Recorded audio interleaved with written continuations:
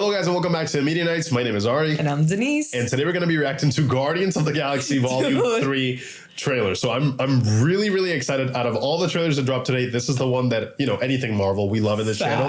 But it's funny because just literally 2 days ago, we were reacting to Guardians of the Galaxy, the holiday special, which you guys are going to have on the channel pretty soon. So keep an eye out for that one. And I say it in that reaction. I'll say it here again, just for you guys. Guardians is probably one of my favorite MCU films, especially that first one.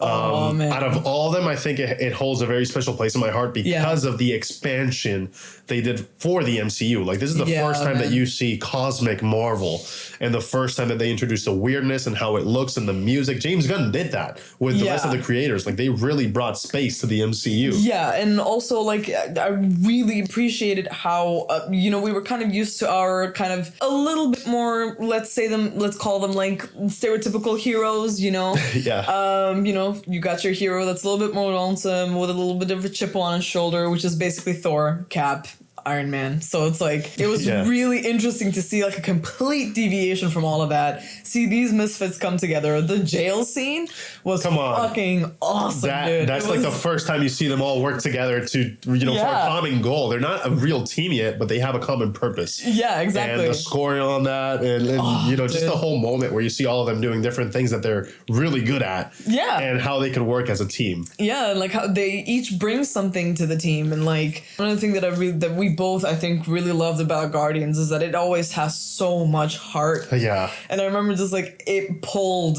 at my heartstrings. Just like it was the hold my hand moment in the first one, and then they all hold their hands and you know they harness the power of the Power Stone. That's that has to be one of the most beautiful moments in it definitely has to be on the top 10 list of most beautiful moments in the MCU, because that moment, James Gunn has an amazing way of putting something in the beginning that always comes around at the end, and it shows you through perspective what that moment means for that character and the emotion behind that moment for the character and characters. So I love how he wraps up his arcs. And speaking of arcs, this is the third one in a trilogy. We know that this is goodbye for Guardians. This is it. This is the last one. We don't know why they're going to be gone from, you know, the Marvel Cinematic Universe, or how they will explain their absence. I hope, you know, they all make it, but James Gunn has been very vocal that this is it. This is the last one. Yeah. Where or when we see some of the members of the Guardians again is still, you know, yet to be seen. But without further ado, guys, we're going to go ahead and dive right in. Thank you so much for all the support on these videos, guys, and we'll see you guys in a second. We've been gone for quite a while. No matter what happens next, they're on Earth? The galaxy still needs its guardians. Again? Hey, look at those suits! Look at those uniforms! We come in peace. Wait, what? Come on, Drax. Seriously, dude? No! Come on, dude. Oh my god. Freaking James Gunn, man. I love that director, dude. Fucking Drax, man. Where we came from. Baby Rocket. I know. We have been running. Dude. Wait, what? What? Pete, I'm done running. Whoa. Oh, man. That's the big baddie for the film. Whoa, dude. Wow. We'll all fly away together. One last time. Oh, man. Into the forever. What is going on? Beautiful sky.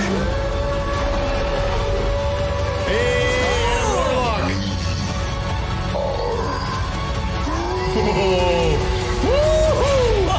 Let's go. Nice, dude. Let's go.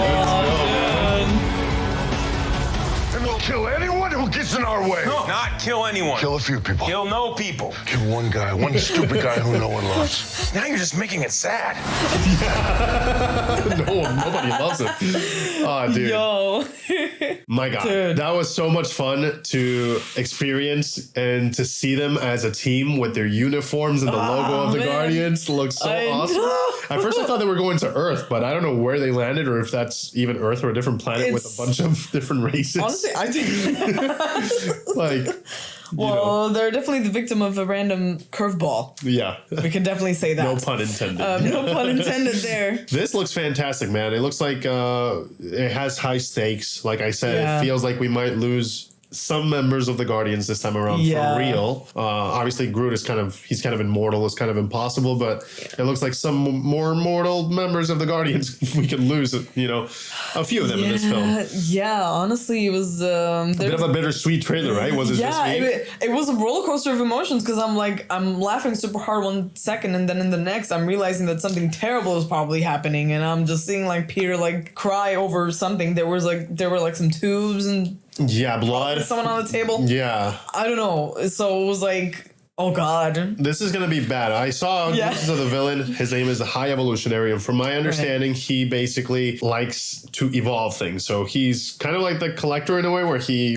captures things without their consent and then he experiments on them and makes them the best version that they possibly can ever be. Yeah. My assumption is that's going to have something to do because from what we see that we're getting Rocket Raccoon's origin when he's a baby raccoon. Yeah.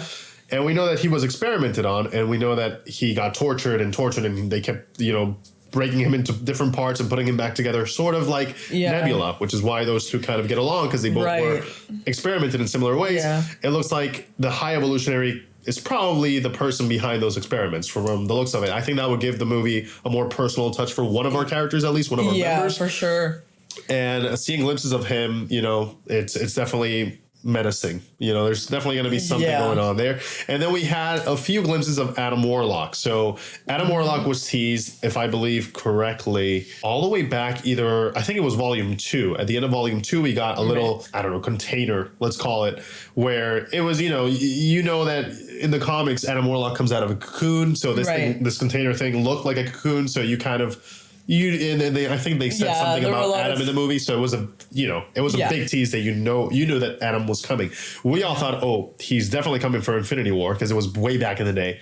Right. He never showed up to help. He never showed up to fight our heroes either, because when he first shows up in the comics, he's a bit of a anti-hero. Let's call him, not a full villain, but he kind of messes them up a little bit. Yeah.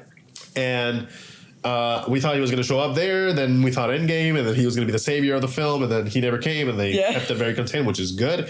And now we're finally going to, see him in Guardians Volume 3. Yeah. Super powerful guy. We're going to have to keep an eye on him. I hope that he sticks around after this trilogy, and I hope that he's badass because I personally like Will Poulter's acting quite a bit. Yeah, he's got a really interesting intensity to himself, and we've also seen him do plenty of comedy as well. So it's definitely going to be interesting to see, someone who I've very much gotten used to seeing as more of like the quirky kind of person, and like here he seems like a gay, pretty intense, like a main guy. Yeah, he looks he had a bit of a glow up. Yeah. I mean, he definitely buffed up for this one. We know that he trained really hard, and he's going to have to take on one of the most iconic, Marvel Comics character ever. He's really powerful. People that know him love him, and I guess he's going to be the first one to take on that mantle in live action, maybe. Man. So let's see what they can do. Dude, it's going to be fun. I'm so excited for this. Amazing. I'm so excited. Guys, let us know your thoughts. What are you about? Guys, let us know your thoughts. Let us know, are you excited for this film? Are you going to be rewatching the first two and the holiday special with it? What do you guys think is going to happen? Who's biting the dust? Because we know someone is going to bite the dust in this one for sure. Definitely. Are you excited for the High Evolutionary? If you guys are more of a, experts in this particular comic book line, because I've read comics when I was a kid, but I didn't go that deep into knowing who the High Evolutionary is. So if you guys can help me out with, how bad is this guy? Is he really bad for the Guardians, or are they at the same power level, or like what's going to happen? How screwed are we? I just want to have an idea, how worried should I be for my Guardians, Let us know in the comments, guys. Thank you so much for watching, and we'll see you guys in the next one. Take care. See ya.